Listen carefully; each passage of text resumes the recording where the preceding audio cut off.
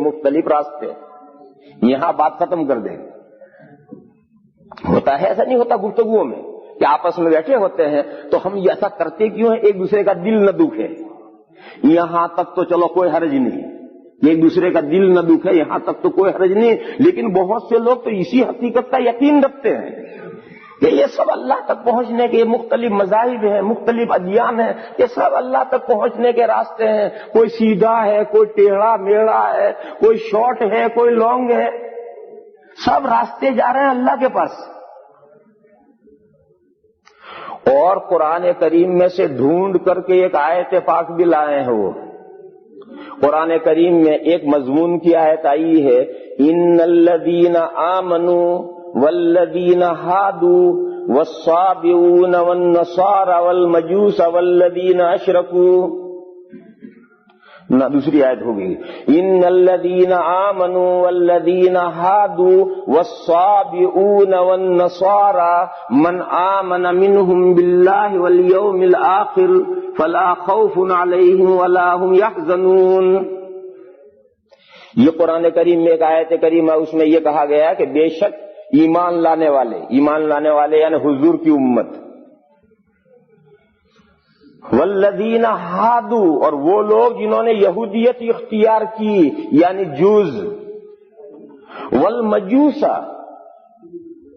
مجوسی یعنی آگ کے پوجا کرنے والے، والصابئون یعنی ستاروں کے پوجا کرنے والے، اور نصارہ یعنی کرسچن، ان میں سے جو ایمان لایا اور اس نے نیک عمل کیا تو آخرت میں اسے کوئی ڈر اور کوئی خطرہ نہیں۔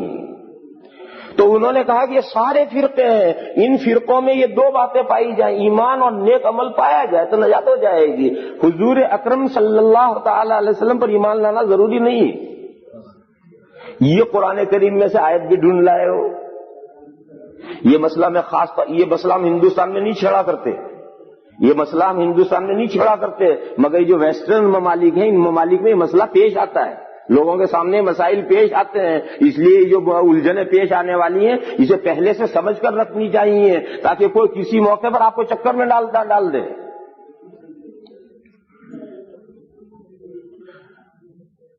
تو اس سلسلے میں یہ بات جاننی چاہیے کہ یہ جو خیال ہے یہ خیال قطعاً غلط ہے۔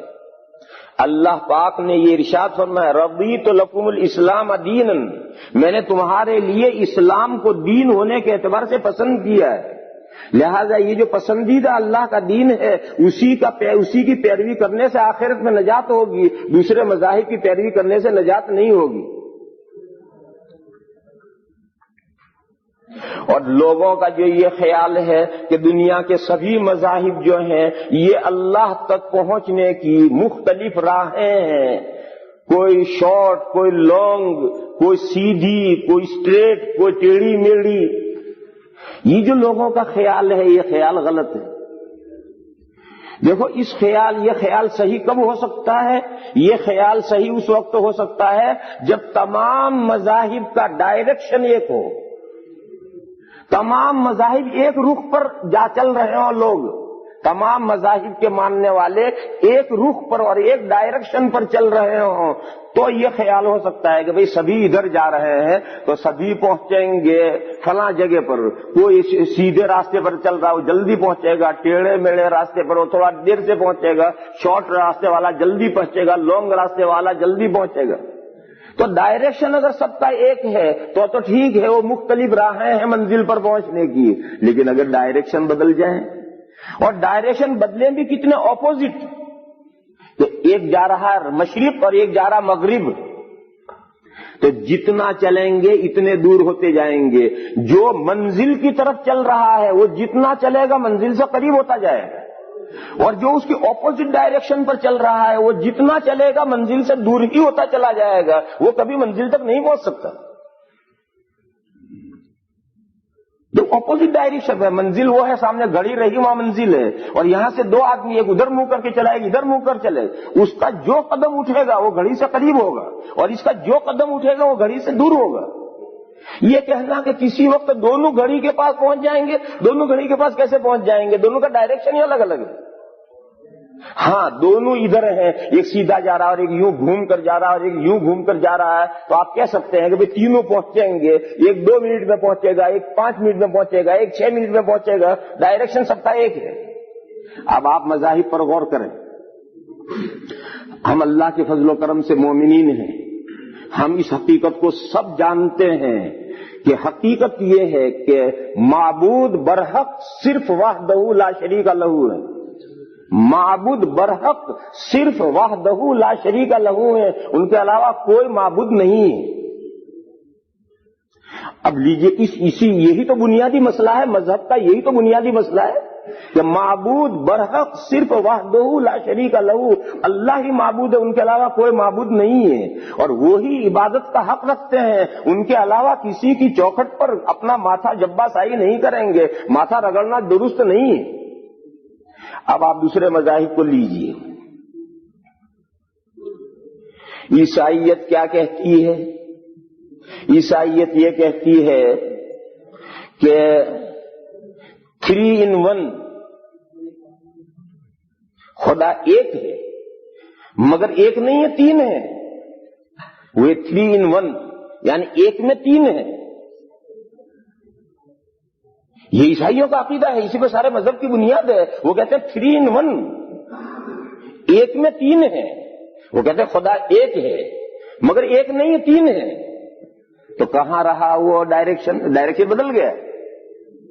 پھر انہیں کہا کہ پھر تم موحد خدا کو ایک ماننے والے کہاں رہے؟ تو انہوں نے کہا 3 in 1 اور 1 in 3۔ کہا وہ جو 3 ہے وہ 3 نہیں، وہ 3 مل کر کے ایک ہے۔ اللہ غنی، ابھی تو ادھر سے یوں گیا تھا، اب یوں ریٹرن کر دیا، ایک میں سے 3 نکلے تھے، پھر 3 کو گھسا کر کے ایک کر دیا اس میں۔ تو وہ چونچو کا مرکب کیا کر دیا، اللہ جانے کیا کر دیا، لیکن وہ جو توحید تھی ایک خدا وحدہ لا شریک والی بات حقیقت نہیں رہی۔ مجوسیوں کے یہاں آئیے، مجوسی کیا کہتے ہیں؟ مجوسی کہتے ہیں خیر اور شر کے 2 خدا ہیں۔ دنیا میں جتنی خیر پیدا ہوتی ہے اس کا خدا الگ ہے، اور جتنی شر پیدا ہوتی ہے اس کا خدا الگ ہے۔ ایک خدا کا نام ہے یزداں اور ایک خدا کا نام ہے اہرمن، 2 خدا ہے۔ تو وہ توحید والی بات ختم ہو گئی، یہ دوسرے رخ پر پڑ گئے۔ یہ توحید والا رخ تو یہ تھا، دوسرے رخ پر پڑ گئے۔ سابعون ستارہ پرست کیا کہتے ہیں؟ ستارہ پرستوں نے آسمان میں ہزاروں ستارے متعین کر دیے ہیں کہ فلاں ستارہ بھی خدا ہے اور فلاں ستارہ بھی خدا ہے اور فلاں ستارہ بھی خدا ہے، اور ان ستاروں کے ناموں پر مندر بنا رکھے ہیں، اور ان مندروں میں انہی معین ستاروں کی پوجا ہوتی ہے، ان کے یہاں اللہ کی کوئی پوجا نہیں ہوتی۔ تو ڈائریکشن بدل گیا، وہ ڈائریکشن کہاں رہا؟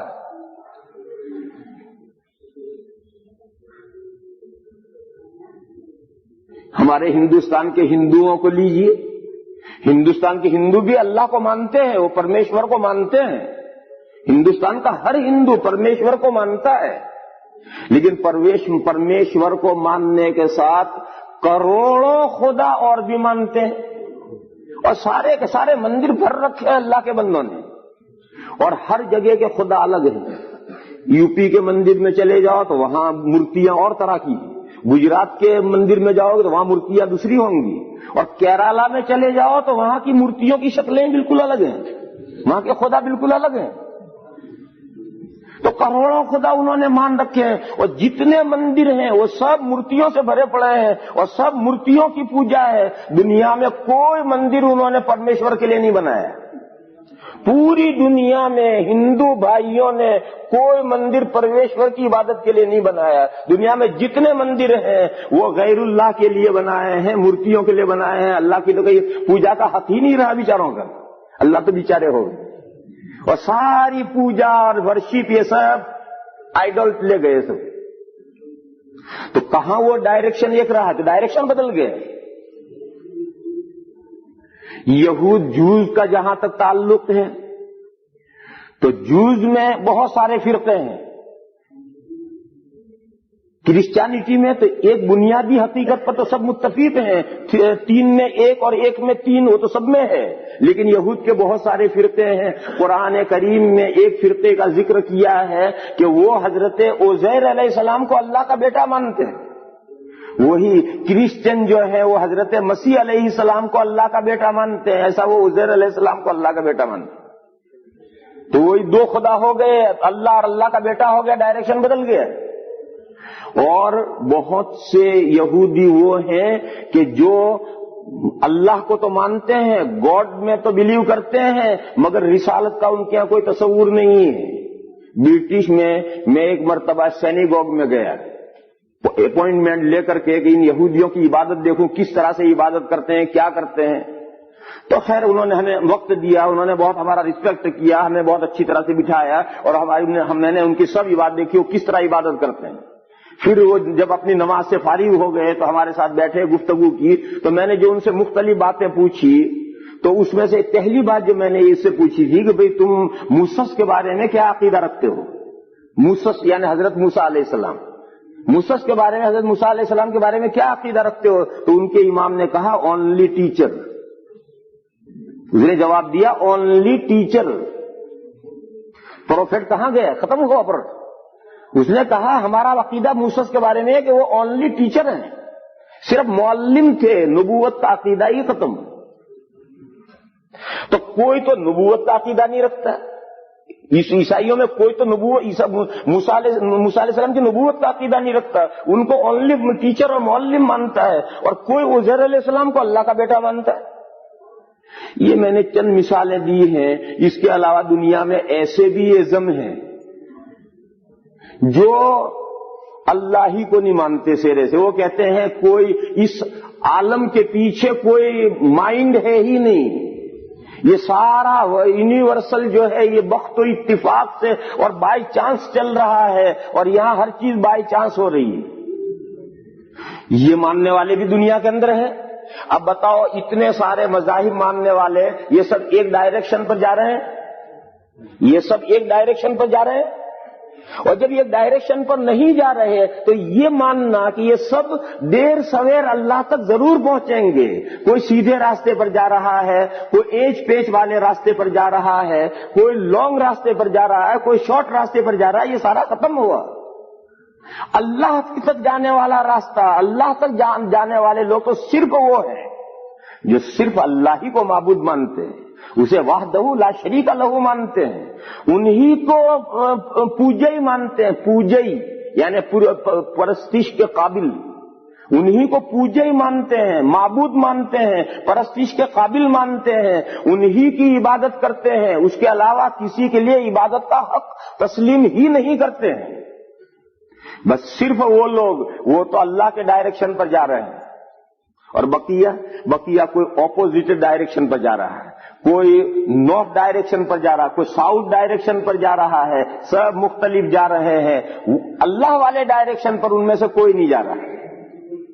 تو اب جو اللہ کے ڈائریکشن پر جا رہا ہے وہ تو جتنے قدم اٹھائے گا اتنا اللہ سے قریب ہوگا، اور جو اپوزٹ ڈائریکشن پر جا رہے ہیں یا دائیں بائیں ڈائریکشن پر جا رہے ہیں وہ جتنے قدم اٹھائیں گے وہ دور ہوتے چلے جائیں گے، وہ کبھی مکہ تک پہنچنے کے ہی نہیں۔ وہ کسی نے کہا، فارسی شاعر نے،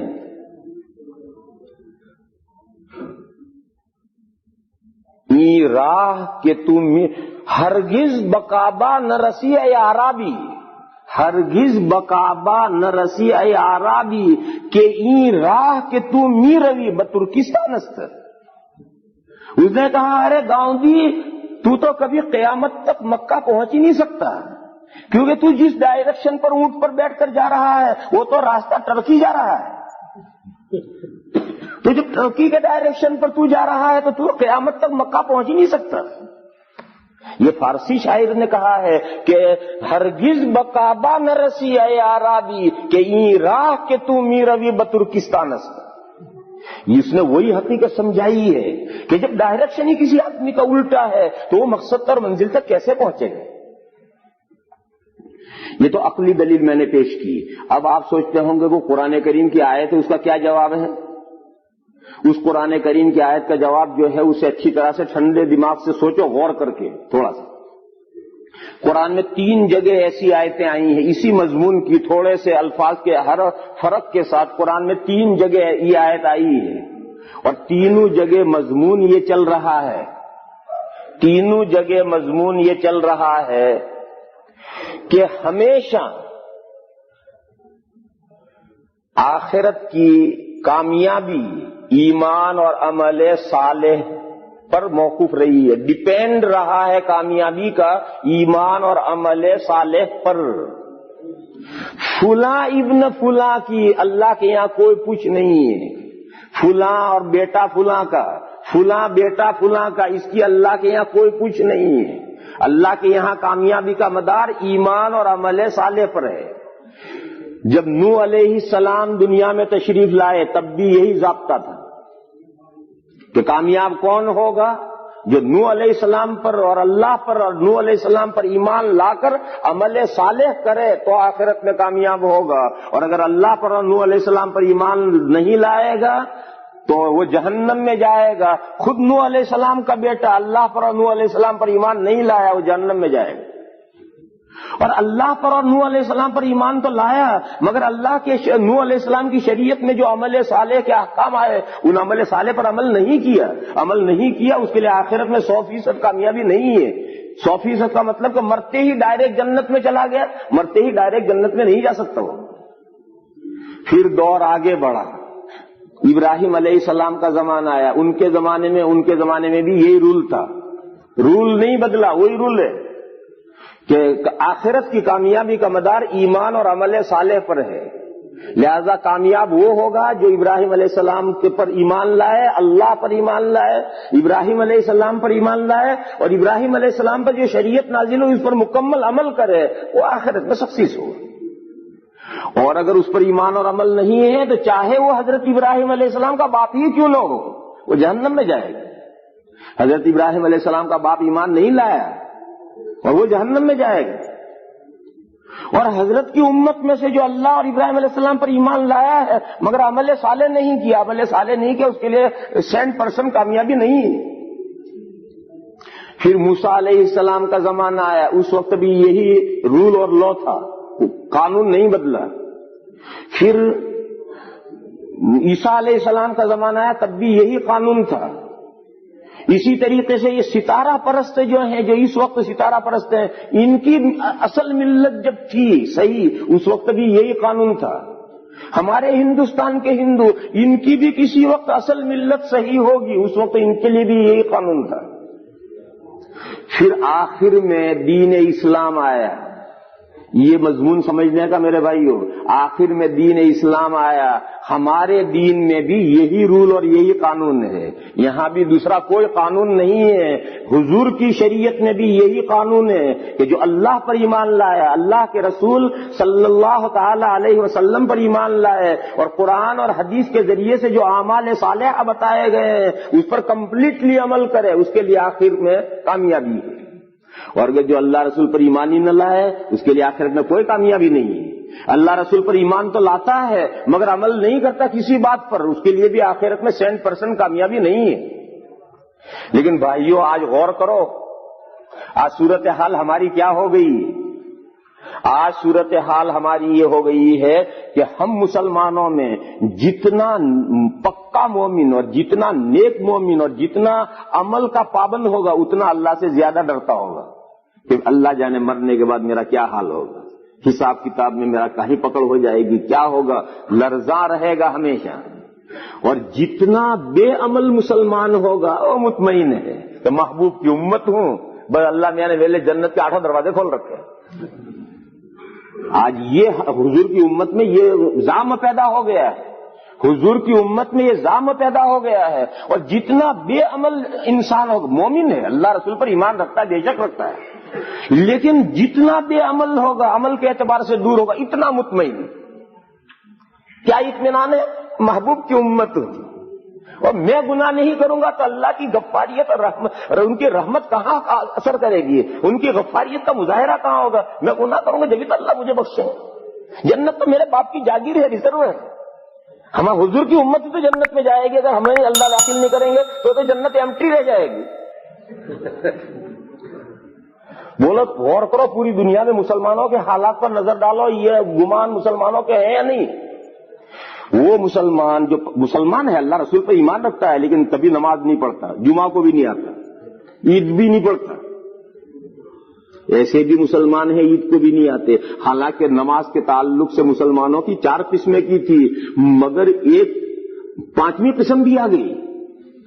نماز کے تعلق سے مسلمانوں کی قسم تھی، ایک تو 68 کا نمازی، ایک 8 کا نمازی، ایک 60 کا نمازی، ایک 360 کا نمازی۔ یہ 4 قسمیں تو کتابوں میں کر رکھی ہیں۔ 68 کا نمازی تو وہ ہے جو ریگولر 5 نمازیں وقت کے اندر پڑھتا ہے، اور 8 کا وہ ہے جو جمعہ پڑھتا ہے، درمیان میں ویک ڈے میں اللہ کو بھول جاتا ہے۔ مسلمانوں کے ویکینڈ تو جمعہ ہی ہے، جمعہ کو پڑھ لیتے ہیں۔ اور 360 کا وہ ہے جو عید میں آ کر شریک ہو جاتا ہے، اور 60 کا وہ ہے جو رشتہ داروں میں کسی کا جنازہ ہو جائے تو شرما شرمی میں جنازے میں جاتا ہے، تو جنازے کی نماز میں شریک ہو جاتا ہے۔ یہ 4 قسمیں تو کتابوں میں کر رکھی تھی، مگر میرے بھائیوں ہزاروں مسلمان آج وہ ہیں جو ان 4 میں بھی نہیں آتے ہیں۔ ہم نے اپنی آنکھوں سے دیکھے ہیں کہ ان 4 میں بھی نہیں آتے، اور وہی مسلمان سب سے زیادہ مطمئن ہے۔ کبھی انہیں زندگی میں ایک لمحے کے لیے بھی وہ سوچتے نہیں ہیں کہ مرنے کے بعد ہمارا کیا حال ہوگا، نہیں سوچتے، اور بالکل مطمئن نچنت کہ ہم تو مسلمان حضور کی امت ہیں، بخشے بخشا ہے۔ یہ جو تصور ہے، یہ تصور صرف اس امت کے اندر نہیں پیدا ہوا، پچھلی سبھی امتوں میں پیدا ہوا ہے۔ یہ تصور پچھلی سبھی امتوں میں پیدا ہوا ہے، اس لیے اللہ تعالیٰ نے قرآن میں 3 جگہ پر یہ مضمون ریپیٹ کر کے بار بار بیان کیا ہے کہ دیکھو پچھلی امتوں میں بھی قانون یہی رہا تھا، اور آج تمہارے لیے بھی قانون یہی ہے کہ موسیٰ علیہ السلام کی امت ہے، لہذا وہ چاہے کچھ ہی کرے وہ ضرور جنت میں جائے گی ان کے دور میں۔ نہیں، ایسا ضروری نہیں ہے۔ نوح علیہ السلام کی امت ہے، وہ ضرور جنت میں جائے گی ان کے دور میں۔ عیسیٰ علیہ السلام کی امت ہے، وہ ضرور جنت میں جائے گی ان کے دور میں۔ ایسے حضور کا دور آیا، لہذا حضور کے دور میں حضور کی امت ضرور جنت میں جائے گی، ایسا نہیں ہے۔ اللہ کے یہاں اس پر مدار یہ لو نہیں ہے کہ فلاں نبی کی امت وہ ضرور جنت میں جائے گی، فلاں آدمی کا بیٹا وہ ضرور جنت میں جائے گا، فلاں آدمی کا ابا وہ ضرور جنت میں جائے گا۔ یہ اللہ کے یہاں قانون نہیں ہے۔ اللہ کے یہاں جنت میں جانے کا قانون ہے ایمان اور عمل صالح۔ یہ وہ آیتیں جن آیتوں کو توحید ادیان کے سلسلے میں لوگوں نے غلط سمجھا ہے، ان آیتوں کا یہ مطلب ہے۔ ان 3 جگہ پر ان آیتوں میں یہ قانون سمجھایا گیا ہے کہ جس وقت میں یہود کا زمانہ تھا اس وقت بھی یہی قانون تھا، جس وقت میں ابراہیم علیہ السلام کی امت تھی اس وقت بھی یہی قانون تھا۔ یہی ابراہیم علیہ السلام کی جو امت ہے وہ بگڑتی بعد میں ستارہ پرست بنی ہے۔ یہ جو ستارہ پرست ہیں یہ ابراہیم علیہ السلام کی امت بگڑتی بنی ہے، تو ان کے زمانے میں بھی یہی قانون تھا۔ مجوس کی امت، مجوس کے بھی پیغمبر کہتے تھے، بعد میں بگڑتے 2 خدا ہوئے ان کے یہاں، تو مجوس کے جو پیغمبر تھے اس وقت بھی یہی قانون تھا۔ عیسیٰ علیہ السلام کی امت تھی اس وقت بھی یہی قانون تھا، اور تمہارے لیے بھی یہی قانون ہے کہ من آمن وعمل صالحا فلہم اجرہم عند ربہم ولا خوف علیہم ولا هم یحزنون، کہ جو ایمان لائے گا اور نیک کام کرے گا اسی کے لیے آخرت میں اجر ہے، اور اس کو لیے کوئی نہ غمناک حالت پیش آئے گی نہ خطرناک حالت پیش آئے گی۔ تو وہ آیات کریمہ ہیں، ان آیات کریمہ کا یہ مطلب ہے۔ ان آیات کریمہ کا یہ مطلب نہیں ہے کہ آج یہ سارے فرقے جو ہیں ایمان اور عمل صالح ہو جائے تو چلے جائیں گے۔ اور ایمان کا مطلب یہ ہے کہ ہندو اپنے دھرم پر ایمان رکھیں، عیسائی اپنے دھرم پر ایمان رکھیں، یہودی اپنے مذہب پر ایمان رکھیں، یہ آمنا کا مطلب نہیں ہے۔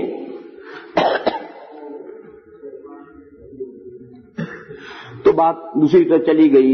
میں تو حقیقت میں آپ حضرات کو یہ سمجھا رہا تھا کہ اللہ نے دین اسلام کو مذہب ہونے کی حیثیت سے پسند کیا ہے، لہذا دین اسلام ہی کے فالو کرنے میں کامیابی ہے، دین اسلام کے علاوہ کسی مذہب کا اتباع کرنے سے آخرت میں کامیابی نہیں ہے۔ رضیت لکم الاسلام دینا کا یہ مطلب ہے کہ میں نے تمہارے لیے دین اسلام کو پسند کر دیا ہے۔ یہ جو اللہ نے دین اسلام بھیج دیا ہے، کمپلیٹ دین اسلام، جو اللہ کی یہ نعمت ہے اور جس کو آخرت کی نجات کے لیے اللہ تعالیٰ نے طے کر دیا ہے اور پسند کر لیا ہے، اس دین اسلام کے بارے میں میرے بھائیوں میں یہ کہہ رہا تھا کہ وہ ایک پورا نظام حیات ہے، اور اس میں زندگی کے ہر شعبے سے متعلق مکمل تعلیمات ہیں۔ یہ جو آیت کریمہ میں نے شروع میں پڑھی تھی، اس آیت کریمہ میں یہ مضمون ہے کہ فیملی کے تعلق سے فیملی کا جو ہیڈ ہے اس ہیڈ پر کیا ذمہ داری عائد ہوتی ہے، یہ بات اس میں بیان کی گئی ہے۔ یہاں رک کر کے ایک مسئلہ اور سمجھنا چاہیے